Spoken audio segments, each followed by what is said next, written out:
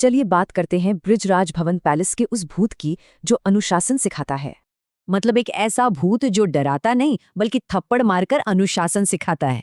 ये कहानी है कोटा राजस्थान के 180 साल पुराने बृजराज भवन पैलेस की।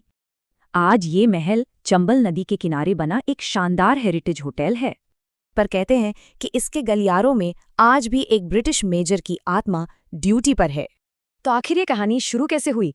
इसके लिए हमें 1857 में वापस जाना होगा।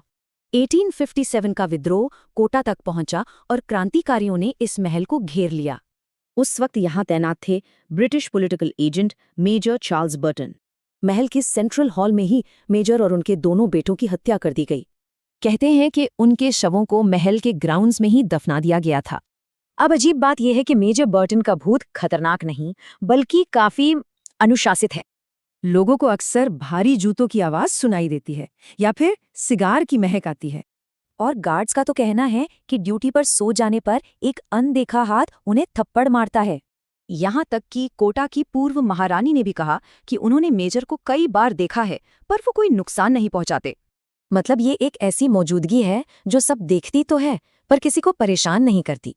तो सवाल ये है कि इस अजीब और अनुशासित भूत की कहानी के पीछे की वजह क्या हो सकती है? एक थ्योरी है रेजिडुअल हॉन्टिंग, मतलब कोई दर्दनाक घटना एक लूप में बार बार प्ले होती है।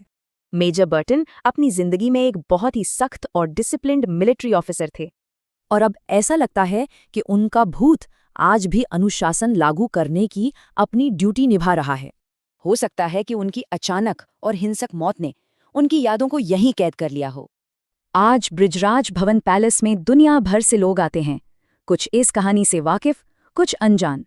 तो क्या सच में कर्तव्य की भावना इतनी मजबूत होती है कि वो मौत के बाद भी जिंदा रहे?